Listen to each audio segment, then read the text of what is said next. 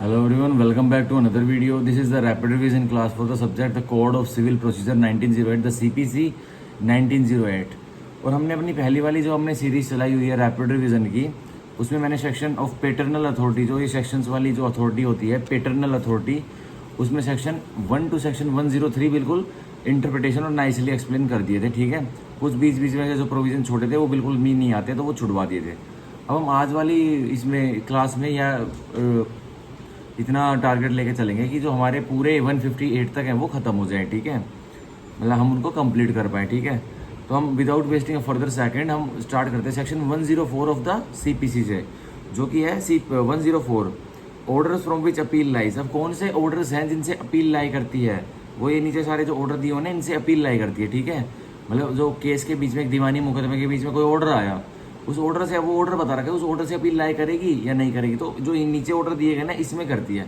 और हमको section 104 red with करना है ऑर्डर 43 के साथ। ठीक है, सो हम 104 की अब बॉडी पढ़ेंगे और 104 का एक, an appeal shall lie from the following orders, appeal lie करेगी इन नीचे दिए गए ऑर्डर्स से, and save as otherwise expressly provide in the body of this code, या फिर और कहीं भी बता रखा है इस कोड की बॉडी ने, तो मतलब ऑर्डर्स ने, तो वहाँ से लाई करेगी। ठीक है, और वह any law for the time being force, या कोई और अन्य कानून ने बता रखा है कि सब्सटेंटिव लॉ के किसी कानून ने बता रखा है कि भाई किसी ऑर्डर की कोई अपील लाई करेगी तो उससे करेगी, फ्रॉम नो अदर ऑर्डर्स। ठीक है, लेकिन कोई और अन्य ऑर्डर से नहीं करेगी, इसके लिए इसी से करेगी और अन्यों के लिए नहीं करेगी। ठीक है, अब कौन कौन से ऑर्डर से अपील लाई करेगी हम पढ़ते सीधा 104 का FF, क्योंकि जो ऊपर वाले थे वो सारे रिपील हो चुके हैं, वो हटा दी गए, उनकी नहीं करेगी। अब FF, an order under section 35 capital A, एक ऑर्डर जो कि सेक्शन 35 कैपिटल ए का है, तो कौन सा है, वही कंपेंसेटरी कॉस्ट वाला।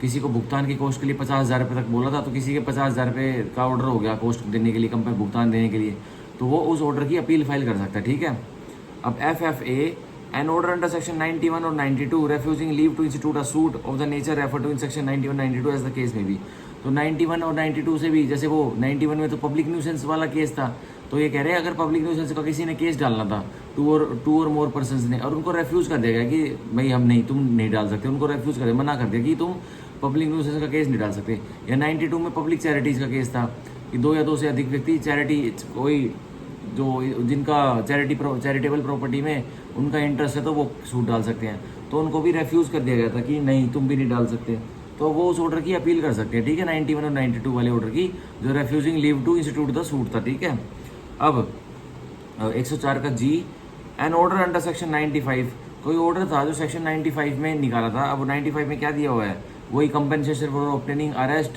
अरेस्ट अटैचमेंट और टेम्परेरी इंजंक्शन। ठीक है, वो 95 में दिया हुआ था, तो उसका कोई ऑर्डर आया है, मतलब उसके लिए कोई कंपनसेशन का ऑर्डर निकाला, तो जिसको दिया गया वो अपील कर देगा। ठीक है, मतलब जिसको कंपनसेशन देना है, अब ऑर्डर सेक्शन 95 का वो ऑर्डर आ गया 95 का, अब कि भाई तुम इस व्यक्ति को दो, तुमने जो झूठी अरेस्ट करवाई है, इसकी झूठी प्रॉपर्टी अटैच करवाई है, झूठा इसके ऊपर टेम्परेरी इंजंक्शन लिया, इसको दो, सारा इसका कंपनसेशन तो वो देना पड़ेगा। ठीक है, और अगर नहीं दोगे तो आप अपील फाइल कर दो उस ऑर्डर की। अब H, 104 का H, an order under any of the provisions of this code imposing a fine or directing the arrest or detention in the civil prison of any person except where such arrest detention in the execution of decree. अगर execution of decree में कोई arrest or detention हुई है किसी व्यक्ति की civil prison में, तो उस ऑर्डर की अपील नहीं कर सकते। लेकिन एग्जीक्यूशन ऑफ डिग्री के अलावा किसी व्यक्ति की अरेस्ट एंड अटैचमेंट हुई है, तो मान के चलिए arrest and attachment of the property before judgment हुई है ऑर्डर 38 के प्रोविजन लगा के, तो क्या वो उन ऑर्डर की अपील हो सकती है? ऑब्वियसली यस, हो सकती है। ठीक है, तो यही बता रहा हमारे एच में, पर इसकी एक्सेप्शन क्या है कि भाई अगर एग्जीक्यूशन ऑफ डिग्री में अरेस्ट और अटैचमेंट हुई है तो उस ऑर्डर की अपील नहीं हो सकती। ठीक है, अब 104 का I, any order made under rules from which an appeal is expressly allowed by rules, कोई जो रूल्स पीछे दिए गए हैं हमारे फर्स्ट शेड्यूल में, रूल एक ऑर्डर 1 से लेकर ऑर्डर 51 में रूल्स ही रूल्स दिए गए हैं, बहुत तरह के रूल्स हैं, तो कह रहा है कुछ उन रूल्स में कोई प्रोसीजर बना रखा है, किसी ऑर्डर से जो अपील जाती है तो उसकी भी जाएगी। ठीक है, अब 104 का प्रोवाइजो हम पढ़ते हैं, provided that no appeal shall lie against any order specified in clause FF, बोल रहा है जो FF में जो section 35 capital A compensatory cost की कोई अपील लाई नहीं करेगी। कब तक नहीं करेगी?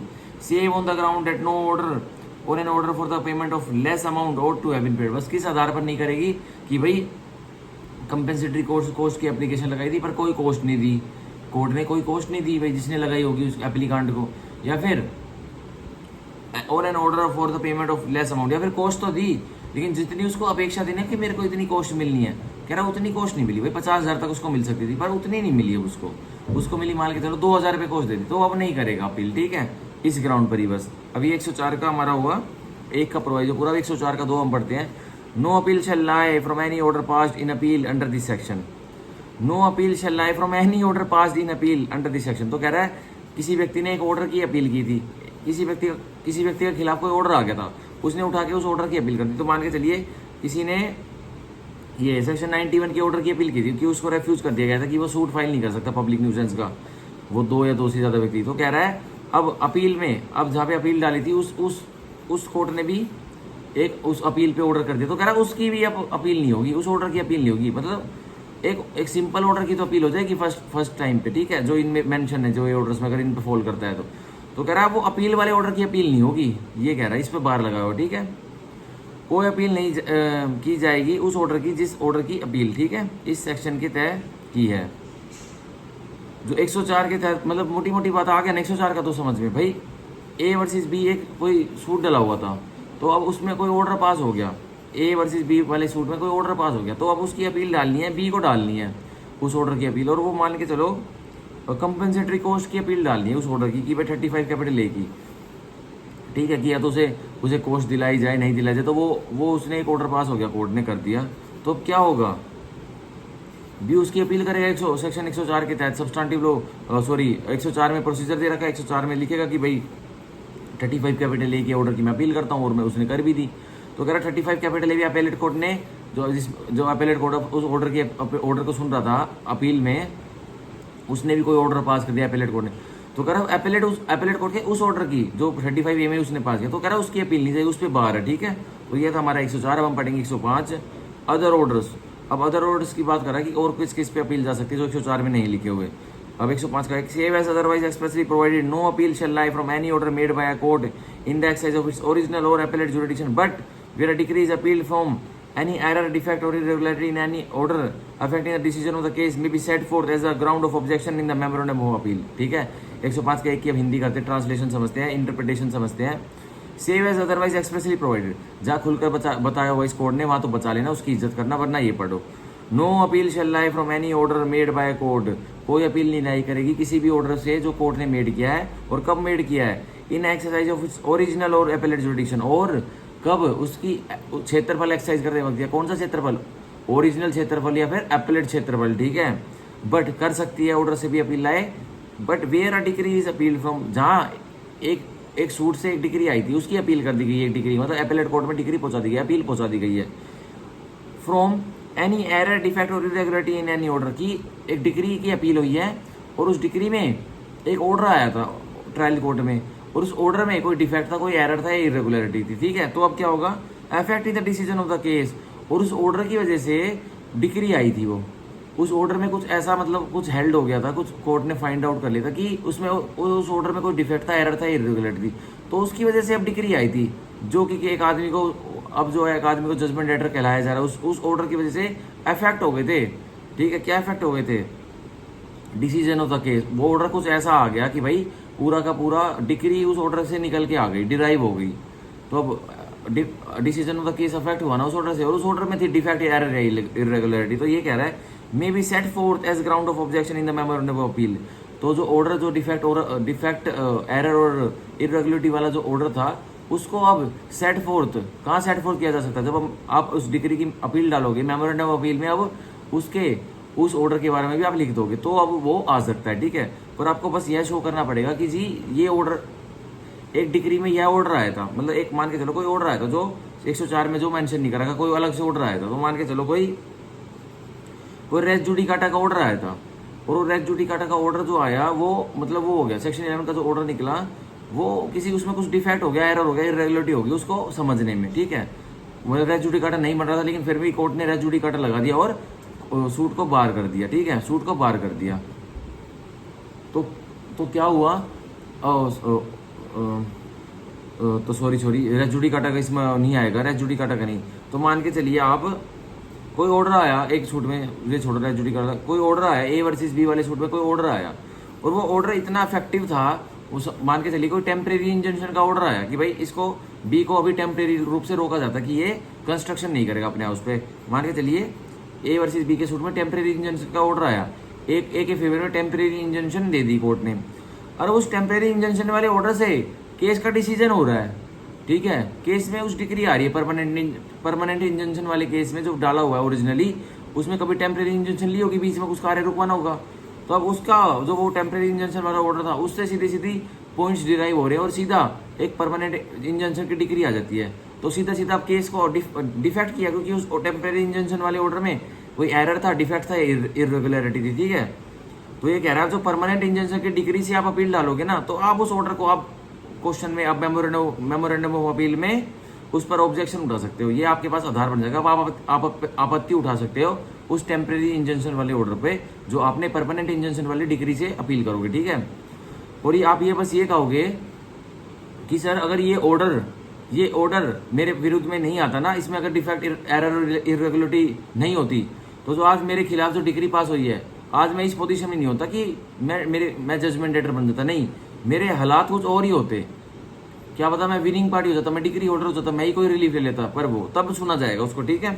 अब 105 का 2, notwithstanding anything containing the subsection 1 where any party agree by an order of remand, सब कुछ भूल जाइए। सबसेक्शन 1 में 105 के सबसेक्शन 1 में कुछ भी लिखा हो उसको भूल जाइए। Where any party aggrieved by an order of remand, कोई पार्टी है, कोई दल है जो अपने आप को दुखियारी समझती है, और सिर्फ किस वजह से कि कोई सिविल केस रिमांड किया गया है, मतलब अपीलेट कोर्ट ने कोई केस को रिमांड किया है ट्रायल कोर्ट में वापस, ठीक है। From which an appeal lies does not appeal therefrom, पर जिस ऑर्डर से अपील लाई कर दी थी पर उसने अपील नहीं की, तो ये कह रहा है he shall thereafter be precluded from disputing its correctness, तो अब उस ऑर्डर की उसने अपील नहीं की, ठीक है। तो अब वो बाद में जब वो अपील करेगा डिग्री से, तो अब उसको डिस्प्यूट नहीं कर सकता उस ऑर्डर को, ठीक है। ये उस पर बार लगा हुआ, प्रिक्लूडेड है वो। तो ये हमारा खत्म हुआ, हमारा सेक्शन पूरा हुआ 105। अब हम पढ़ेंगे 106, what courts to hear appeals, अब कौन सी अदालत अपील सुनेंगी, ठीक है। 106 का बॉडी पढ़ेंगे हम। Where an appeal from any order is allowed, जहाँ अपील किसी ऑर्डर की अपील की होगी एक पार्टी ने, जो अग्रीड पार्टी होगी, दुखियारी पार्टी होगी, तो उसकी ऑर्डर की अपील अब अलाउड हो जाती है, मतलब मंजूर कर देते कोर्ट की, हाँ मैं ही सुनेंगे तेरे ऑर्डर की अपील को। It shall lie to the court to which an appeal would lie, तो उसी कोर्ट में वो लाई करेगी जिसमें अपील लाई करती। From the degree in the suit, जब अगर उसमें उस सूट में डिग्री आ जाती तो उस डिग्री की भी तो अपील लाई करती, तो उस ऑर्डर की अपील भी उसी कोर्ट में लाई करेगी। इन विच सच को ऑर्डर वॉज मेड, ठीक है। Or where such order is made by court not being high court, अगर यह ऑर्डर किसने दिया है, वो ऐसे कोर्ट ने दिया है जो कि हाई कोर्ट नहीं है, मतलब हाई कोर्ट से नीचे वाले कोर्ट ने दिया है। इन the exercise of appellate jurisdiction, मतलब कोर्ट ऑफ सेशन जज ने अपनी अपीलेट जुरिडिक्शन में एक्सरसाइज करते हुए एक ऑर्डर पर कोई डिसीजन दे दिया था, उसकी अपील होनी है, ठीक है। सॉरी ये नहीं है, दोबारा पढ़ते हैं। It shall or where such order is made by court in the exercise of appellate jurisdiction then to the high court, अगर एक ऑर्डर किसने निकाला था, किसने एक ऑर्डर निकाला था, कोर्ट ऑफ सेशन जज ने निकाला था अपनी सिविल जुरिडिक्शन प्रैक्टिस करते वक्त, अपनी सिविल जुरिडिक्शन एक्सरसाइज करते वक्त, तो कोर्ट ऑफ सेशन ने जो ऑर्डर निकाला था ना, अब उसकी अपील लाई करेगी, ठीक है। अब उसकी अपील लाई कहाँ करेगी, हाई कोर्ट में करेगी। मान के चलिए ट्रायल कोर्ट से कोई डिग्री सीधी गई, मान के चलिए ट्रायल कोर्ट से सीधी डिग्री गई अपीलेट कोर्ट में अपील में, और अपीलेट कोर्ट ने कोई उसमें डिग्री तो वो बाद में देगा, लेकिन उसने बीच में कोई ऑर्डर पास कर दिया, तो ट्रायल कोर्ट ने क्या वो ऑर्डर पास किया था, नहीं किया था ना। ट्रायल कोर्ट ने डिग्री पास की थी, अब डिग्री की अपील हो गई अपीलेट कोर्ट में, अपीलेट कोर्ट ने कोई ऑर्डर पास कर दिया अब, और अपीलेट कौन सा था, कोर्ट ऑफ सेशन वाला कोर्ट था, तो अब उस अपीलेट कोर्ट जो कोर्ट ऑफ सेशन वाला कोर्ट था उसने जो ऑर्डर पास किया उसकी अपील हाई कोर्ट में चली जाएगी। बस इतनी सी बात, ये 106 कह रहा, ठीक है। और ऑब्वियसली जनरल रूल क्या है, तो एक ऑर्डर से भी अपील वहीं जाएगी, वहीं फाइल करनी पड़ेगी, वहीं अपील को फाइल प्रेफर करना पड़ेगा। जहाँ पे एक डिग्री की अपील जाती है ना, तो वहीं पे एक ऑर्डर की अपील जाएगी, ठीक है। तो मान के चलिए एक अपीलेट कोर्ट जो सिविल जज जूनियर डिवीजन का कोर्ट है, जिसने एक डिग्री पास की, और उसने एक डिग्री पास की, या डिग्री पास करने से पहले कोई ऑर्डर पास किया, तो अब जो जहाँ उसकी डिग्री की अपील होनी थी ना, तो कोर्ट ऑफ सेशन गुड़गांव में होनी थी, तो कह रहा है, तो उसने डिग्री, उसकी अगर डिग्री फाइल करता तो कोर्ट ऑफ सेशन में उसकी अपील फाइल होती उस सिविल जज जूनियर डिवीजन की, पर उसकी अब क्या होगा, जो ऑर्डर की अपील फाइल होगी ना, वो भी कोर्ट ऑफ सेशन में होगी, जहाँ उसकी डिग्री की अपील फाइल होती है उसी कोर्ट के पास, ठीक है, उसी सेशन जज के पास। ये हुआ हमारा सेक्शन 106, ठीक है। अब हम पढ़ेंगे general provision relating to appeals, अब थोड़े जनरल प्रोविजंस है जो अपील से रिलेट करते हैं। इसमें 107 पढ़ लेते हैं हम, 107 इंपॉर्टेंट है। पावर्स ऑफ एपेलेट कोर्ट, भाई क्या शक्तियां एपेलेट कोर्ट की जो अपील को सुन रहा है। 107 का एक subject to such conditions and limitation and may be prescribe, जो भाई शर्तें उर्ते लिमिटेशन बताई हुई अपील के बारे में, वो जो प्रिस्क्राइब है वो तो उसको तो इज्जत करना, बाकी आगे पढ़ो। An appellate court shall have power, अब एपेलेट कोर्ट के पास, एपेलेट कोर्ट के पास जो अपील सुन रहा है किसी ट्रायल कोर्ट से कोई डिग्री आई है, ऑर्डर की अपील ऑर्डर की अपील आई है, तो उसके पास क्या शक्तियां, ये शक्तियां, a to determine a case finally, एक अपील को फाइनली अंतिम तरीके से उस पर निर्णय करे, तय कर दे उस केस को, ठीक है। B to remand a case, मंगवाया अपने पास, भाई देखा और रिमांड कर दिया, मतलब जहां से आया था ट्रायल कोर्ट के पास ही भेज दिया केस दोबारा। C to frame issues and refer them for trial, appeal वाले केस में इशू फ्रेम किए और कहीं और रेफर कर दिया ट्रायल करने, मतलब असिस्टेंट सेशन जज को कर दिया सेशन जज ने, या सेशन जज ने एडिशनल डिस्ट्रिक्ट जज को कर दिया, या फिर सेशन जज ने सिविल जज सीनियर डिवीजन के पास कर दिया, तो वो भी कर सकते हैं, रेफर देम टू ट्रायल। अब d to take additional evidence और to require such evidence to be taken, या तो जो एपेलेट कोर्ट है ना वो खुद गवाहियां ले लेगा जो अपील सुन रहा है उसमें, या फिर किसी और को बोल देगा उसके सबऑर्डिनेट को, या फिर इक्वल लेवल को तो नहीं बोल, सबऑर्डिनेट को बोल देगा कि भाई इस केस में तुम गवाही ले लो। तो मान के चलो कोर्ट ऑफ सेशन है, सेशन जज है, वो कोई अपील सुन रहा है, अब वो गवाही देने का भाई उसको टाइम नहीं, भाई उसके पास तो हीनियस क्राइम्स इतने आते हैं, और भाई सिविल की भी ड्यूटी दे रखी है, तो वो किसी सिविल जज सीनियर डिवीजन को बोल देगा कि तुम देख लो, तुम इस केस में गवाही लो, तो वो लेगा, ठीक है।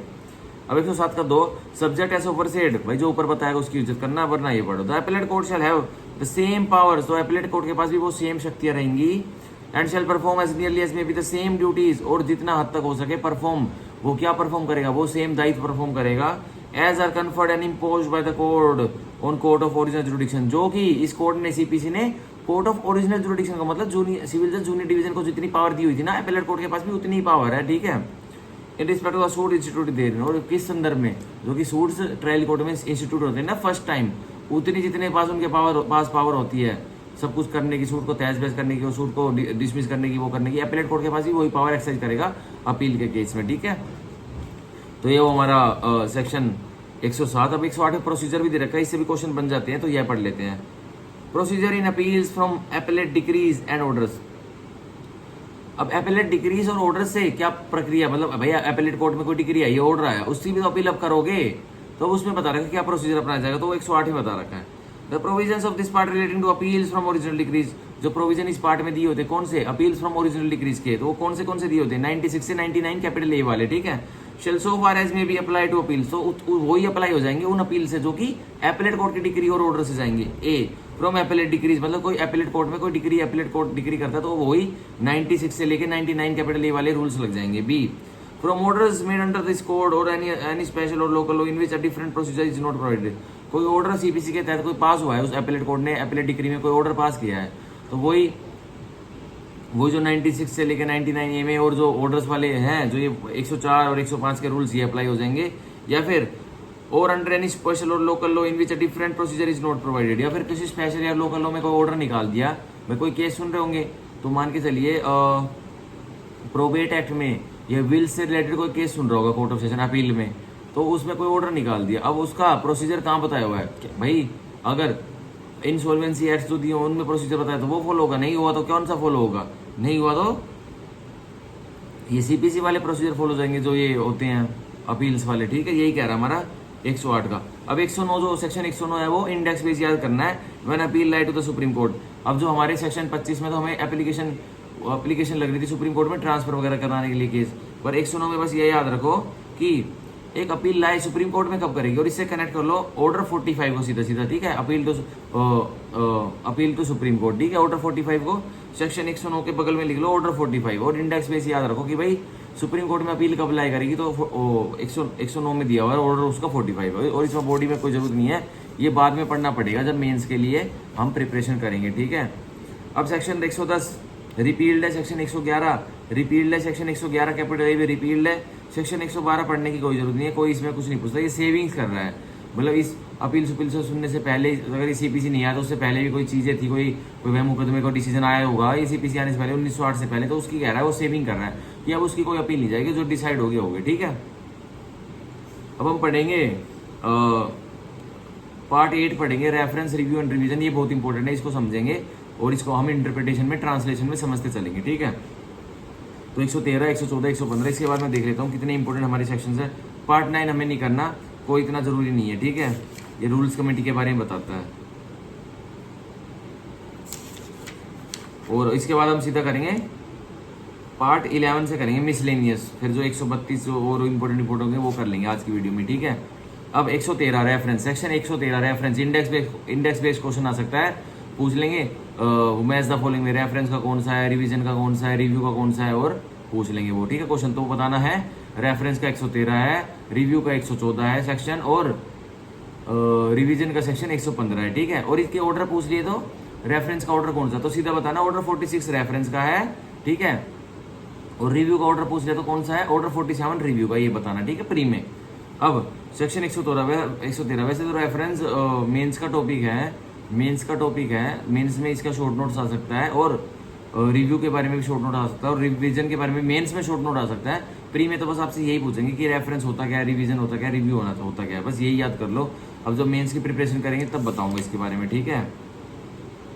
या अगर पढ़ना ही चाहते तो 113, 14, 15 पढ़ ही लेते, चलो कोई दिक्कत नहीं। 113 reference to high court subject to such conditions and limitations as may be prescribe.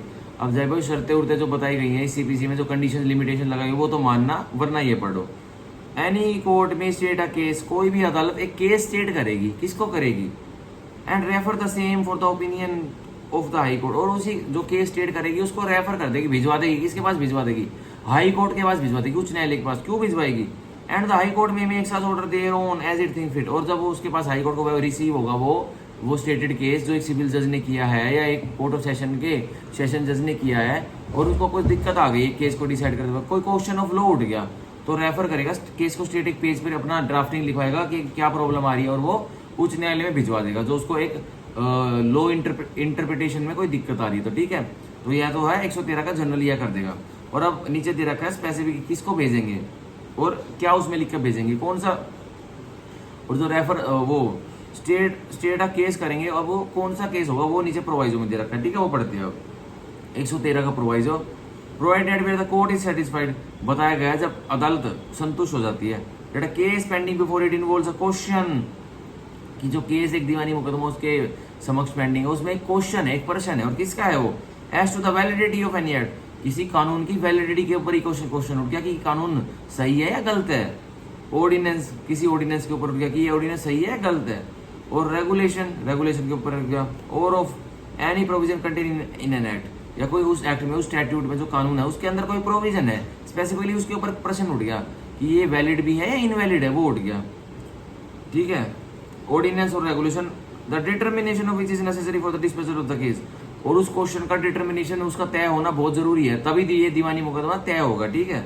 And is of the opinion that such act, ordinance, regulation or provision is invalid or inoperative, और सिविल जज junior division यह सोचता है कि भाई ये question उठा हुआ है ना, मेरी इंटरप्रिटेशन के हिसाब से तो ये इनवैलिड है और इनऑपरेटिव होना चाहिए, इसको इसमें एक्ट में नहीं होना चाहिए। अब क्या होगा, बट परंतु has not been so declared by the high court to which that court is subordinate or by the Supreme Court, परंतु सिविल जज जूनियर डिवीजन को तो अकल में आ गया कि भाई जो इस एक्ट में, इस स्टैट्यूट में कोई प्रोविजन दे रखा है वो इनवैलिड और इनऑपरेटिव होना चाहिए, पर क्या हुआ, हाई कोर्ट ने जो जिसके नीचे वो काम कर रहा है तो उसने भी उसको डिक्लेयर इनवैलिड और इनऑपरेटिव नहीं किया हुआ, ना ही तो सुप्रीम कोर्ट ने किया हो, तो वो क्या करेगा सिविल जज junior division, the court shell state a case, तो अब कोर्ट इसका केस स्टेट करेंगे, उसके बारे में लिखेंगे क्वेश्चन एज टू वैलिडिटी, जो क्वेश्चन वैलिडिटी के ऊपर अराइज हो रहा है उसके बारे में लिखेंगे भाई उस पेज में।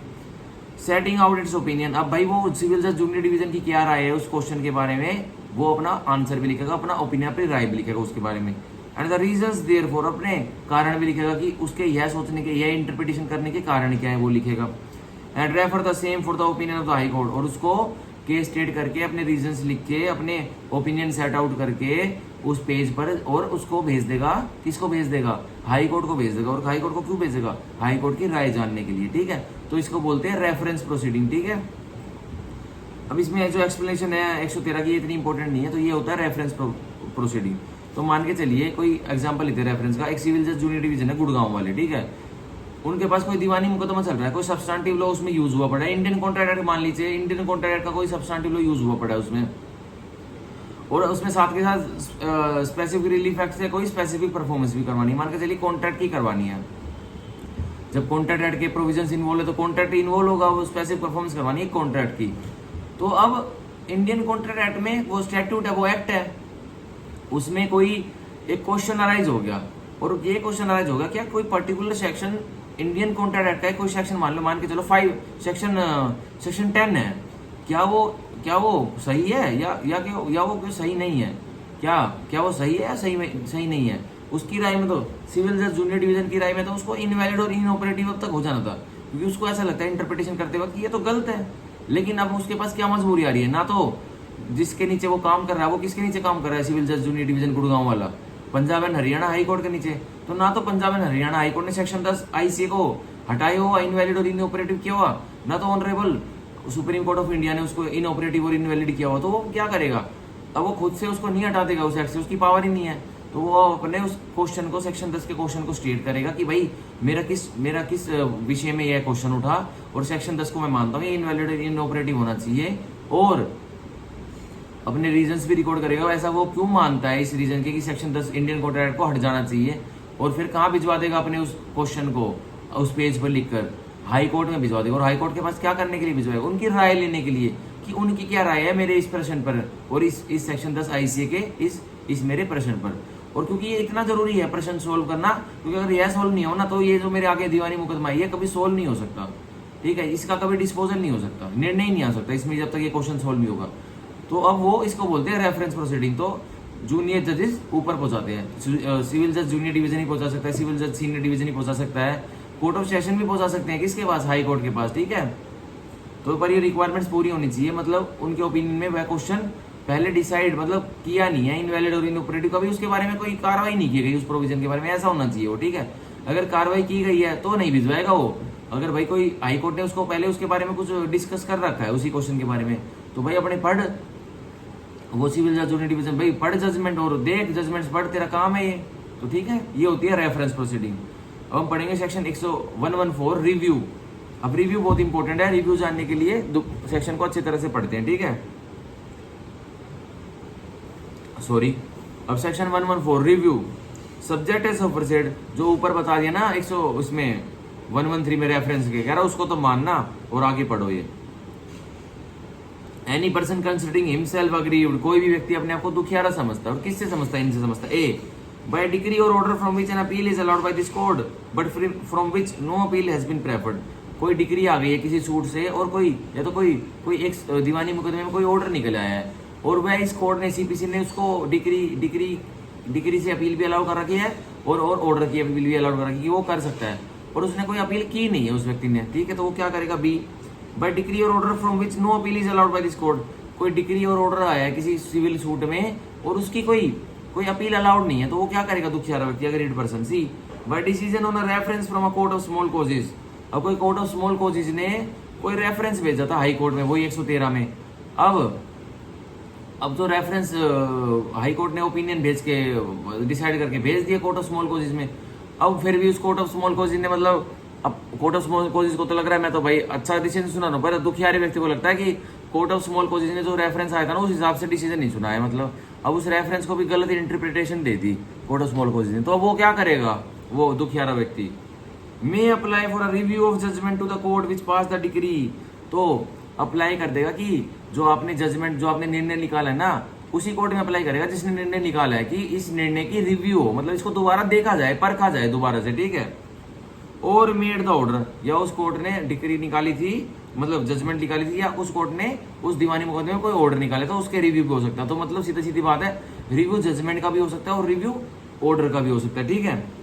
And the court may make such order thereon as it thinks fit, और कोर्ट का शैल मैंडेटरी नहीं है कि जिसमें रिव्यू एप्लीकेशन डाली है जजमेंट की, या रिव्यू एप्लीकेशन डाली है ऑर्डर के लिए 114 का सब्सटेंटिव ये लगा के, लो लगा के 114 के अंतर्गत इसकी रिव्यू की एप्लीकेशन डाली है, उसी कोर्ट में जिसने कोई जजमेंट दी थी। भाई 5 दिन पहले एक जजमेंट दी कोर्ट ने अपना पूरा दिमाग लगा के, फिर 5 दिन बाद एक पार्टी जो अपने आप को जो हारता है उस केस में, जो जजमेंट राइटर बन जाता है, वो उसका रिव्यू करवाता घूम रहा है। अब क्या कोर्ट का दिमाग खराब है?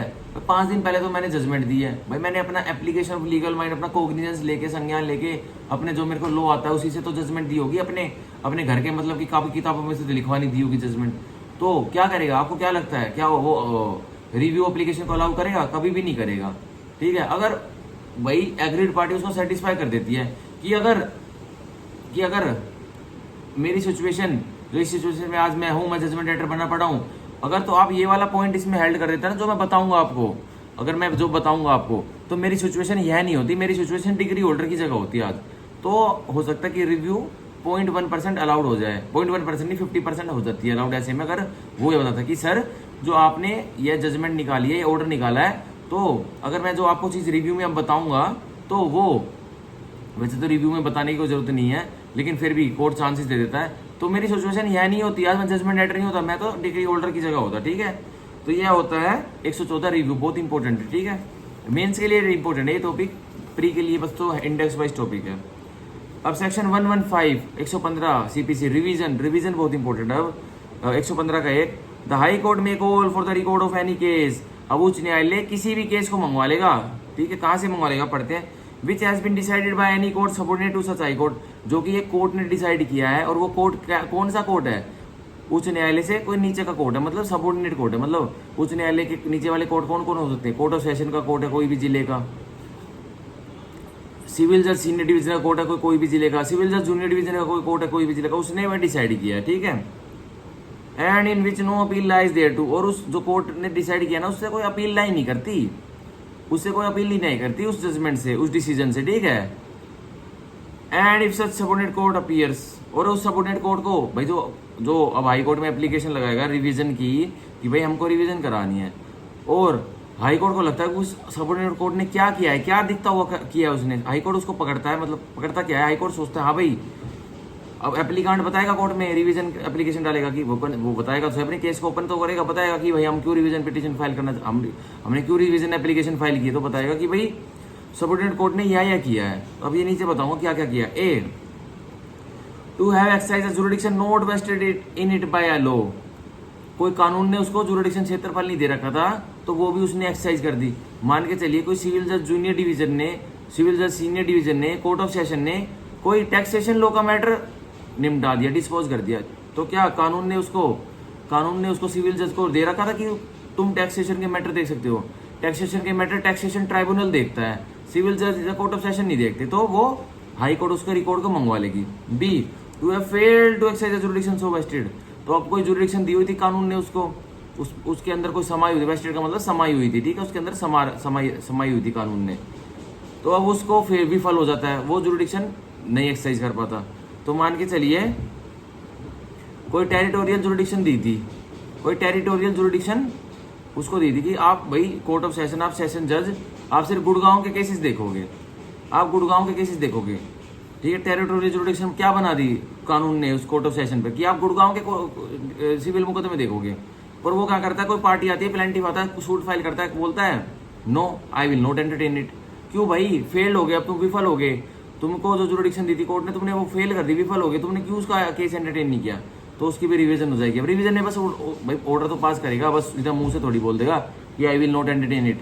अब c, to have acted in the exercise of it jurisdiction illegally, जो उसको जुरिडिक्शन कानून ने दी हुई है, सीपीसी ने दी हुई है, टेरिटोरियल, पेक्यूनरी या फिर सब्जेक्ट मैटर, उसके साथ एक्ट तो करता है लेकिन इलीगली करता है, गैर कानूनी तरीके से, और विद मटेरियल इरेगुलरिटी, या फिर एक्ट तो करता है, प्रोसीडिंग्स तो करता है, लेकिन बहुत अहम इरेगुलरिटी, खामियां कर देता है, तो भी अब कौन बुला लेगा, हाई कोर्ट उस कोर्ट से सारा रिकॉर्ड मंगवा लेगा और उसकी रिवीजन करेगा। अब ठीक है, और सिर्फ उसकी कोई अपील नहीं है भाई, अपील जब उसमें अपील ही अलाउड होगी उस ऑर्डर से, उस डिग्री से, तो क्या रिवीजन के फायदा, उसकी अपील और डिग्री, उस डिग्री और उस डिग्री और ऑर्डर की कोई अपील अलाउड नहीं है, तभी हाई कोर्ट में रिवीजन डलती है। ठीक है, तभी हाई कोर्ट में रिवीजन एप्लीकेशन डलती है सेक्शन 115 के तहत, और फिर उसको सारे रिकॉर्ड को मंगवाया जाता है। ठीक है, तो यह था हमारा 115 का एक। अब 115 का एक का लेटर पार्ट पढ़ लेते हैं। The high court may make such order in the case as it think fit, फिर अपने पास मंगवा के उन रिकॉर्ड को उस सबऑर्डिनेट कोर्ट से, तो उसमें कोई भी ऑर्डर मेक कर देगा जो भी उसको फिट लगा, तंदुरुस्त लगता है हाई कोर्ट को। ठीक है, अब 115 के एक का proviso, provided the high court shall not under this section vary or reverse any order made, तो हाई को बताया गया है कि हाई कोर्ट उच्च न्यायालय कोई भी ऑर्डर को वेरी, अदला बदली मतलब फेरबदल नहीं कर देगा, फिर उसको बिल्कुल ही पलट नहीं देगा। एनी ऑर्डर मेड, किसी ऑर्डर को, और any order direct deciding an issue, या कोई भी ऑर्डर जिसमें कोई इशू डिसाइड कर रखा है, किसने, सबऑर्डिनेट कोर्ट ने, उसको भी नहीं वेरी करेगा और रिवर्स करेगा। कब कब तक नहीं करेगा? इन the course of a suit और अदर प्रोसीडिंग, उस जब वो रिवीजन प्रोसीडिंग चला रहा था वो, या फिर और कोई प्रक्रिया चल रही है सूट में तब। एक्सेप्ट कब कर सकता है? एक्सेप्शन है। वेरी और रिवर्स कब कर सकता है? High court. Where the order if it had been in favour of a party applying the revision would have finally dispose of the suit और अदर प्रोसीडिंग, तब कर सकता है कि मान के चलिए जिस पार्टी ने अब हाई कोर्ट में अप्लाई किया रिवीजन के लिए, तो जो वो ऑर्डर था वो उस पार्टी के फेवर में आ चुका था, तब वो क्या होता, उस ऑर्डर से उस पार्टी को फायदा पहुंचाता था और प्रोसीडिंग्स को डिस्पोज होता था, प्रोसीडिंग्स खत्म हो जाती और उसके फेवर में आ जाता फैसला। ठीक है, फाइनली डिस्पोज। अब भाई जिसने रिवीजन एप्लीकेशन फाइल की है कोर्ट में, वो क्यों फाइल कर रहा है? क्योंकि वो दुखिया रहा है, कुछ सबऑर्डिनेट कोर्ट ने कुछ ऐसा ऑर्डर पास कर दिया जो कि इर्रेगुलर था, जिसमें कि मैटीरियल इर्रेगुलरिटी थी। ठीक है, या अपनी जुरिडिक्शन को एक्सरसाइज कर दिया जो भी उसमें वेस्टेड ही नहीं थी, या जो वेस्टेड थी वो एक्सरसाइज नहीं की, उसमें विफल हो गया। तो अगर उसके फेवर में वो सबऑर्डिनेट कोर्ट ऑर्डर पास कर देता तो फाइनली डिस्पोज हो जाती ना प्रोसीडिंग्स। कौन रिवीजन फाइल करता है? कोई भी नहीं करता रिवीजन फाइल। ठीक है, अब 115 का 2, the high court shall not under this section vary or reverse any order or degree against which an appeal lies either to high court or to any court subordinate thereto. ठीक है, ये तो बता दिया मैंने। High court ये कह रहा था high court shall not under this section, high court नहीं करेगा, उच्च न्यायालय नहीं करेगा इस सेक्शन के अंतर्गत वेरी और रिवर्स, फेरबदल और पलटेगा नहीं, किसको? किसी डिग्री को और ना तो किसी ऑर्डर को। अगेंस्ट विच एन अपील लाई, जिसके विरुद्ध एक अपील लाई करती है। ठीक है, जिसके विरुद्ध अपील लाई करती है और हो भी गई है। ठीक है, either to the high court or to any court subordinate to it, या तो हाई कोर्ट में लाई करती है कोई अपील उस डिग्री और ऑर्डर से, या तो फिर कोई उसके सबऑर्डिनेट कोर्ट में लाई करती है। तो मान के चलो सिविल जज जूनियर डिवीजन के कोर्ट में कोई डिग्री और ऑर्डर आया और उसकी अपील लाई भी करती है कहाँ? हाई कोर्ट में, या फिर उसकी अपील लाई सीधा हाई कोर्ट में थोड़ी करेगा। अब वो जजमेंट लेटर सीधा कोर्ट ऑफ सेशन में करेगा, तो उसने कोर्ट ऑफ सेशन में कर दी ना, अब अपील फाइल कर दी ना, प्रेफर कर दी ना, किसने? जजमेंट लेटर ने। तो वो हाई कोर्ट में रिवीजन क्यों लगाएगा, या हाई कोर्ट उसके रिकॉर्ड को क्यों मंगवाएगा? नहीं मंगवाएगा। ठीक है, इसी पे ये समझाया हुआ कि अब ऐसा नहीं हो सकता 115 के 3 में। अब 115 का expression, in this section the expression any case which has been decided includes any order made. तो जो इसमें एक्सप्रेशन दी हुई है any case which has been decided, इसका मतलब है इसमें शामिल है एनी ऑर्डर मेड, मतलब कोई ऑर्डर मेड हुआ तो उसको भी समझ लो any case which has been decided है उसका मतलब। और any order deciding an issue in the course of suit और अदर प्रोसीडिंग, या कोई इशू डिसाइड हुआ है एक दीवानी मुकदमे में, तो उसका मतलब भी यही है। क्या उसका मतलब है? Any case which has been decided, तो मतलब उसका मतलब भी यही एक्सप्रेशन है कि कोई भी मुकदमा जो डिसाइड हो चुका है, मतलब कोई ऑर्डर मेड हुआ है तो उसको भी समझ लो कि एक मुकदमा डिसाइड हो गया है, या कोई इशू पे कोई डिसीजन आया है तो समझ लो कि कोई मुकदमा डिसाइड हो चुका है। तो यह इसका मतलब है, ये एक्सप्रेशन क्लियर कर देती है 115 की। ठीक है, तो हमारा सेक्शन 115 तक अब पूरा हो गया है, जो हमने अच्छे से रैपिडली वे में समझा प्री के पॉइंट ऑफ व्यू से। अब हम पढ़ेंगे, देखो पार्ट 9 करने की कोई जरूरत नहीं है, कोई नहीं पूछता इसमें से।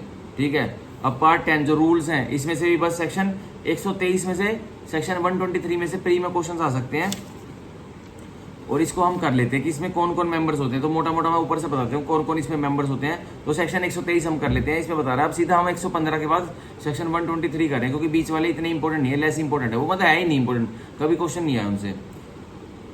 तो हम पढ़ेंगे section 123, constitution of rules committee in certain states, कि भाई अब गठन कैसे होगा रूल्स कमेटी के। जो ये पीछे रूल्स दिए गए हैं ना, ऑर्डर्स में रूल्स दिए गए हैं, तो हाई कोर्ट के पास पावर है कि अपने राज्य में कोई रूल्स अलग से बनवा सकती है वो। ठीक है, तो ये कह रहा है वो रूल कमेटी जो रूल्स की स्टडी करेगी, उन्होंने बनाएगी, उनका गठन कैसे होगा और विभिन्न राज्यों में।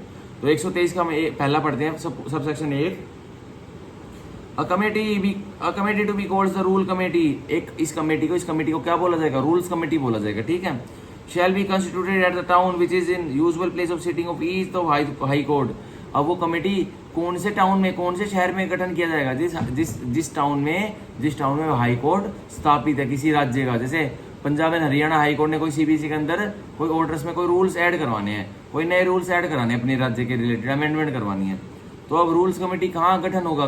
गठन होगा उसका? चंडीगढ़ में होगा। ठीक है, तो वो टाउन है ना। ठीक है, रेफर टू इन सेक्शन 122, जो 122 में टाउन रेफर कर रखा है। अब 123 का 2, each such committee shell consist of the following persons. अब हर उस रूल कमेटी में या नीचे जो व्यक्ति बताऊंगा ये उसमें होंगे शामिल, नेमली कौन कौन से? ए 3 जजेस ऑफ द हाई कोर्ट, 3 जजेस हाई कोर्ट के, establish in the at the town eight which such committee is constituted. और 3 जजेस उसी हाई कोर्ट के होंगे जिस टाउन में वह कमेटी बनी है, मतलब Punjab and Haryana high court के जजेस होंगे।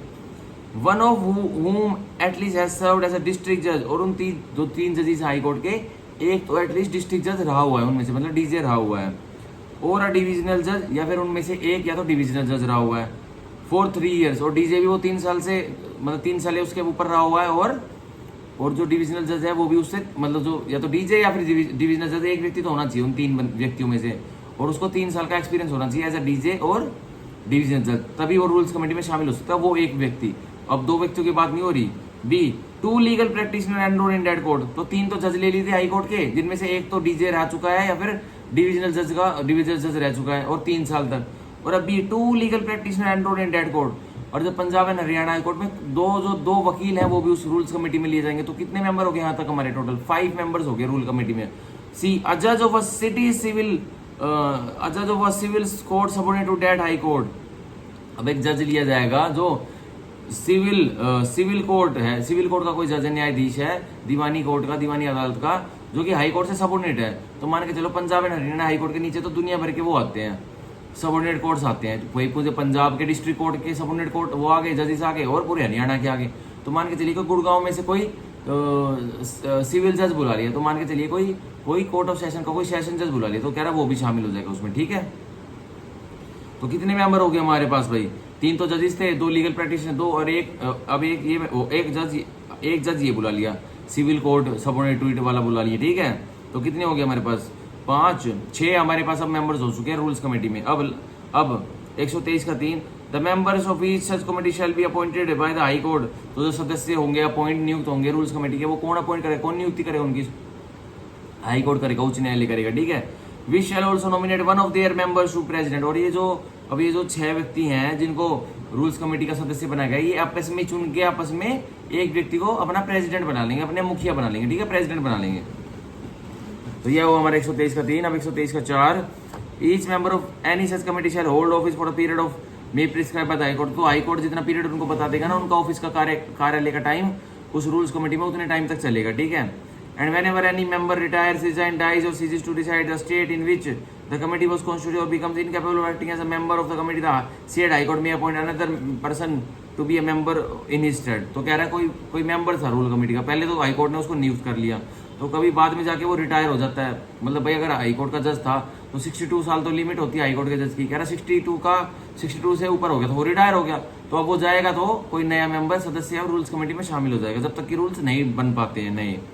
रिजाइन कर देता, त्याग पत्र देता है रूल्स कमेटी से खुद, तो यही कह रहा है अगर डाई हो जाता है, सीरीज टू बी डिसाइड हो जाता है इन दैट स्टेट, तो वो अब उसको हटा दिया जाएगा और एक नया सदस्य चुन लिया जाएगा जो रूल्स कमेटी में रूल्स बनाएगा, ठीक है।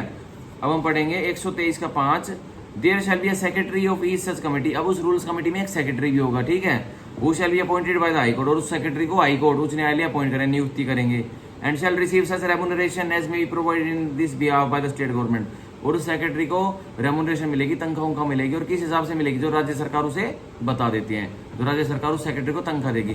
तो मान के चलिए जो वो लीगल प्रैक्टिशनर, जो 2 लीगल प्रैक्टिशनर अपॉइंट किए थे, रूल्स कमेटी में नियुक्त किए थे, उन्हीं में से कोई सेक्रेटरी चुन लिया जाता है।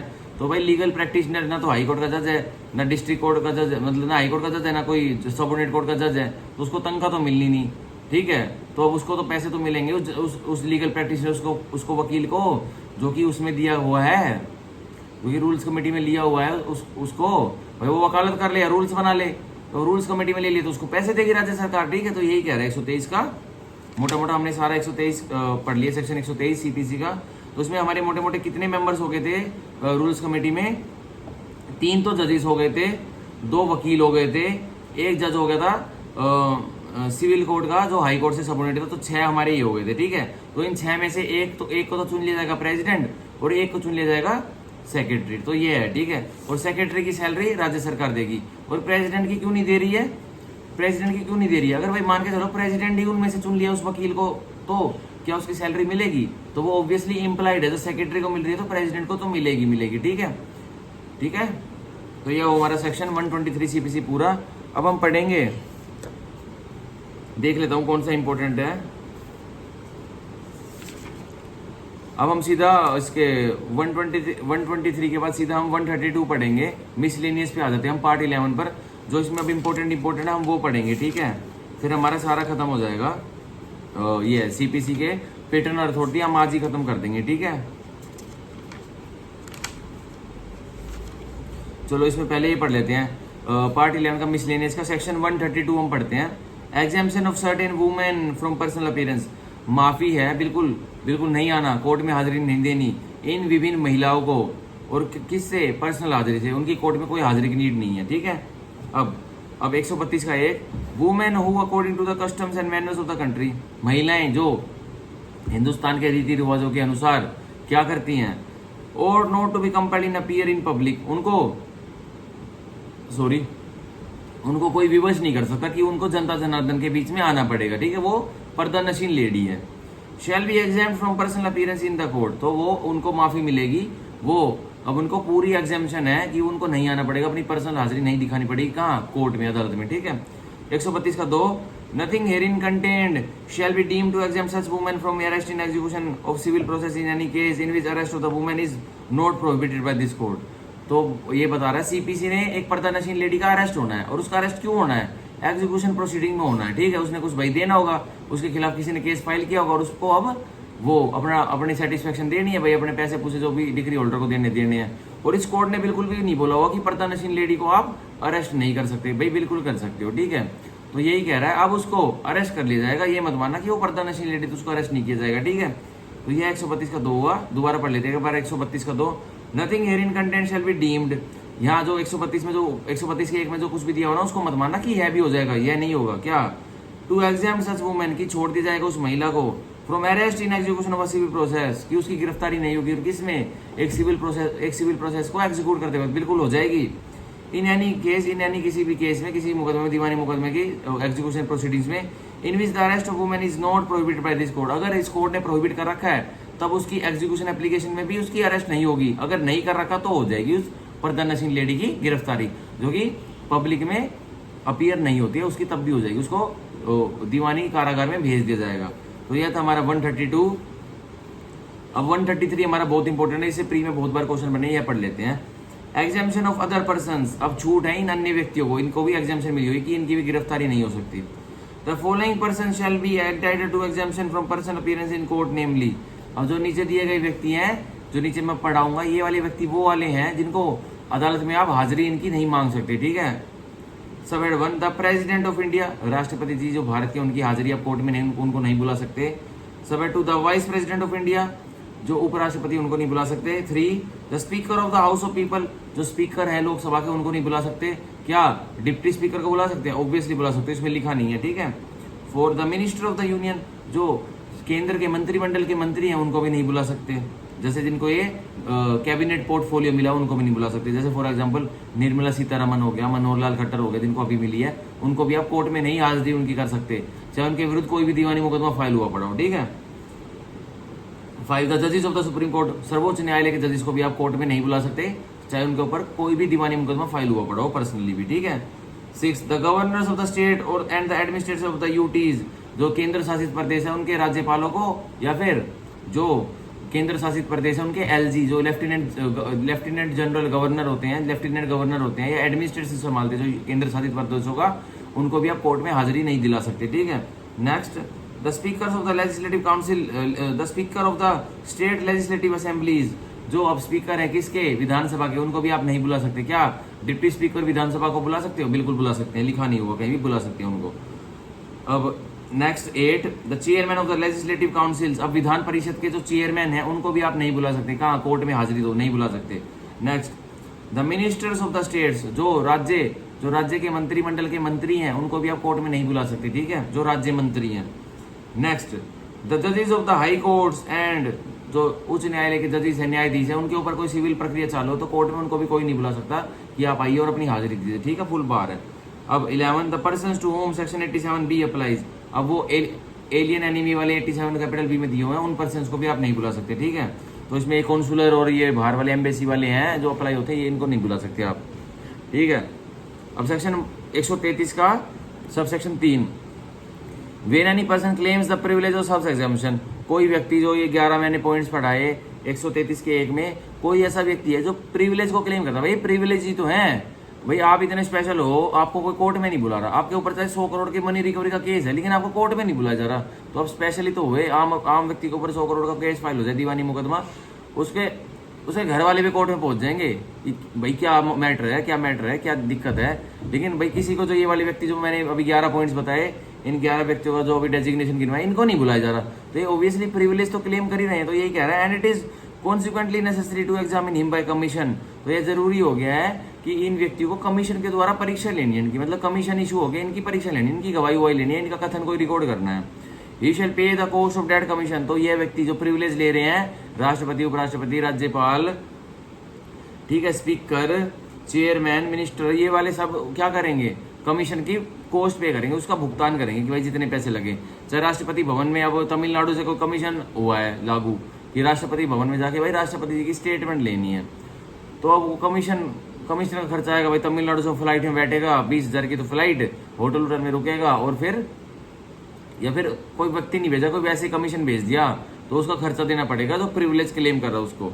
अनलेस कब नहीं देना पड़ेगा, the party requiring his evidence page such course. अब जो पार्टी उनका एविडेंस, उनका कथन, उनकी परीक्षा रिक्वायर कर रही है, उनका सबूत रिक्वायर कर रही है कि भाई कमीशन से उनका कथन आएगा, तो अगर वही पार्टी उनका खर्चा भर देती तो उनको नहीं देना पड़ेगा, ठीक है।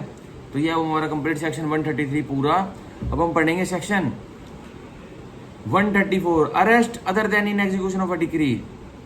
गिरफ्तारी कब हो सकती है, उसके अलावा जब कोई डिक्री भी एग्जीक्यूट नहीं की जा रही, उसके अलावा भी गिरफ्तारी कब हो सकती है। The provisions of section 55, 57, 59 shall apply so far as may be to all person arrested under this code.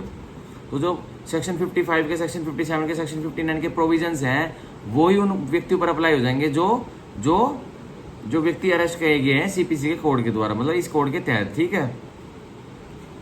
अब सेक्शन 135 बस इंडेक्स बेस इंपॉर्टेंट है, बॉडी से कोई नहीं पूछता। देखो, exemption from arrest under civil process, भाई छूट मिली हुई है, गिरफ्तारी नहीं होगी। एक सिविल प्रक्रिया कोई चल रही है, उसके तहत कोई गिरफ्तारी नहीं होगी, ठीक है। तो किसकी नहीं होगी, नो जज, magistrate or other judicial officer shall be liable to arrest under civil process while going to presiding in or returning from his court. कोई भी जज, कोई भी मजिस्ट्रेट और कोई भी अन्य जुडिशियल ऑफिसर है, मतलब कोई जज ही है वो भी, ठीक है, जुडिशियल ऑफिसर वकील नहीं है, कोई जज ही है, उसको अरेस्ट, उसकी गिरफ्तारी नहीं होगी। और सिर्फ किस वजह से कि वही कोई सिविल प्रोसेस में से गुजर रहा है, ये तो सुन रहा है, या उसके ऊपर ही कोई सिविल प्रोसेस डला हुआ है, और या तो वो वाइल गोइंग टू, जब वो जा रहा है, कहाँ जा रहा है, प्रिसाइडिंग इन, वो कोर्ट के अंदर बैठने जा रहा है, और returning of from his court, या अपनी ड्यूटी करके एज जज और मजिस्ट्रेट अपने घर आ रहा है, तो भी उसको अरेस्ट नहीं किया जाएगा, गिरफ्तारी नहीं की जाएगी, ठीक है।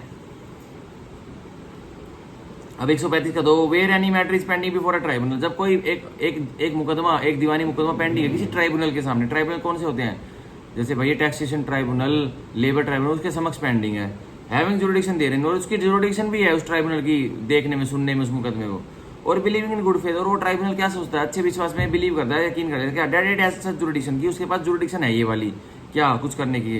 द पार्टीज देयर टू, और दल भी सोच लेती है, जो उन दलों के ऊपर उनकी जुरिडिक्शन है, क्या देयर प्लीडर्स, उनके प्लीडर्स सोच लेते हैं, मुख्तर्स, revenue agents and recognised agents and their witnesses acting in obedience to the summons shall be exempt from the arrest under civil process other than process issued by such tribunal to for contempt of court। अगर कह रहा tribunal ने कोई party के ऊपर, कोई pleader के ऊपर, जिन्होंने ट्राइब्यूनल में कोई मुकदमा फाइल कर रखा है, तो उन्होंने अगर अच्छे विश्वास में वो सोचती है ट्राइब्यूनल की भाई मेरे पास जुरिडिक्शन है, तो वो उनके ऊपर भी अरेस्ट नहीं करवा सकती उनको, किसको, पार्टी को ट्राइब्यूनल नहीं करवा सकती, पार्टी को, उनके वकील को, उनके मुख्तर्स को, उनके मुंशियों को, और उनसे जुड़े हुए रिकॉग्नाइज एजेंट्स को। और सिर्फ किस वजह से कि वो सम्मन्स को ओबीडियंस करे, फॉलो कर रहे हैं, भाई फॉलो कर रहे हैं तो क्यों उनकी गिरफ्तारी करवाएगी। लेकिन कब करवा सकती है, जब इन सारे व्यक्तियों जो भी मैंने बताई, मुख्तर्स, प्लीडर्स और अदर एजेंट्स, इन्होंने ट्राइब्यूनल के आगे कंटेम्प्ट फॉर कोर्ट किया है, कंटेम्प्ट ऑफ कोर्ट किया, मतलब कोर्ट की अवहेलना किया है, कोर्ट को कुछ बोल दिया होगा, कुछ ऑब्जेक्शनेबल वर्ड बोल दिया होगा, जिससे कोर्ट का कंटेम्प्ट हुआ है। तो कह रहा है वाइल गोइंग टू और अटेंडिंग सच ट्रिब्यूनल, तो कंटेम्प्ट ऑफ कोर्ट किया तो उनको गिरफ्तारी करा ली जाएगी। वरना जनरल रूल क्या है, प्लीडर्स की, पार्टीज की और मुख्तर्स की, उनके एजेंट्स की, अगर वो सम्मन्स का ओबीडियंस कर रहे हैं तब तो उनकी नहीं करवा जाएगी, अगर नहीं कर रहे हैं तो उनको गिरफ्तार करवा लिया जाएगा, ठीक है। तो यह था हमारा 135 का 2। अब 135 का 3 पढ़ते हैं। Nothing in this subsection 2 shall enable a judgment letter to claim exemption for arrest under the order immediate execution, और फिर such judgment letter attends to show cause by he should not be committed to the prison in execution of degree. तो 135 का 3 यह बोल रहा है कि भाई पार्टी तो एक ट्राइब्यूनल में पार्टी तो जजमेंट लेटर भी बनेगा जो जिसके विरुद्ध ऑर्डर पास होगा। अब कह रहा है वो इसका फिर फायदा नहीं उठा सकता 135 के 2 का, कि वो बोले भाई मैं भी तो पार्टी हूँ, आपने मेरे ऊपर केस फाइल कर दिया, मेरे को भी एग्जाम्पशन दो, मेरे को भी अरेस्ट गिरफ्तारी मत कराओ एग्जीक्यूशन प्रोसीडिंग में। कह रहा वो नहीं उठा सकता फायदा, उसकी तो गिरफ्तारी होगी अब, ठीक है। ये 135 का 3 हो गया। अब अब 135 का कैपिटल ए में इसका इंडेक्स बेस इंपॉर्टेंट है, ये आ सकता है। Exemption of members of legislative bodies from arrest and detention under civil process. अब छूट है उन सदस्यों को जो लेजिस्लेटिव बॉडीज के मतलब विधायिका से जुड़े हुए हैं, तो उनको छूट है कि उनकी अरेस्ट और उनको डिटेन, उनको बंद नहीं किया जा सकता। कहाँ? दीवानी कारागार में उनको बंद नहीं किया जा सकता। तो 135 कैपिटल ए में यही याद रखना, और ये याद रखना कि ये कौन सी अमेंडमेंट एक्ट से ऐड हुआ था, ये इंसर्ट किया गया था 1925 से। कौन सा? सेक्शन 135 कैपिटल ए, ठीक है, जो कि एग्जाम्पशन देता है लेजिस्लेटिव बॉडीज के सदस्यों को कि उनको अरेस्ट और डिटेन नहीं किया जाएगा सिविल प्रोसेस में, ठीक है, सिविल प्रिजन में। तो ये वो हमारा सेक्शन 135 कैपिटल है, जो कि इंडेक्स इंपॉर्टेंट था। अब हम सीधा पढ़ेंगे, आज यहीं तक करते हैं, बहुत हो गए सेक्शन, आज हमने ज़्यादा ही पढ़ लिए सेक्शन, भाई डिटेल में समझा रहा हूँ, बीच में 2 4 5 10 छुड़वाए भी हैं जो इंपॉर्टेंट नहीं है, लेकिन जो समझाएं वो डिटेल में समझाए हैं। तो अब कल से हम सेक्शन 136 से कंटिन्यू करेंगे, 136 से कंटिन्यू करेंगे, और जितने हमसे हो सकते हैं उतने। कल फाइनल है सीपीसी का, ठीक है, क्योंकि कल फाइनल डे हमारे पास, आज थर्सडे, कल फ्राइडे, कल लास्ट डे है, फिर सैटरडे को तो भाई सब निकल जाएंगे राजस्थान के लिए, पेपर में जाने के लिए अपने भाई ट्रांसपोर्ट में बैठ लेंगे, ठीक है। तो कल जितना होगा 136 के बाद जो भी हमसे होगा 158 तक जो इंपॉर्टेंट होंगे वो कल पढ़ेंगे, ठीक है। तो आज के लिए हमने इतना ही किया, हमने सेक्शन 104 से लेकर सेक्शन 135 कैपिटल ए तक आज समझा। जो इंपॉर्टेंट थे वो इंडेक्स बेस समझे, जो छुड़वाने थे वो छुड़वा दिए, और जो समझाने थे, जैसे जो समझाए टॉपिक ब्रीफ, जो ऊपर से रैपिडली वे में समझाए हैं, जैसे रिवीजन समझाया है, रिव्यू समझाया है, रेफरेंस समझाया है, और भी कॉन्स्टिट्यूशन समझाए हैं, जो उसका रूल्स कमेटी का कॉन्स्टिट्यूशन समझाया है, और भी अन्य टॉपिक अपील्स के ऑर्डर वाले समझाए हैं। तो वो इंपॉर्टेंट थे, वो प्री में आ सकते हैं, तो वो समझा दिए। अब बाकी का कल करेंगे, ठीक है। So bye bye, take care, thank you, bye bye.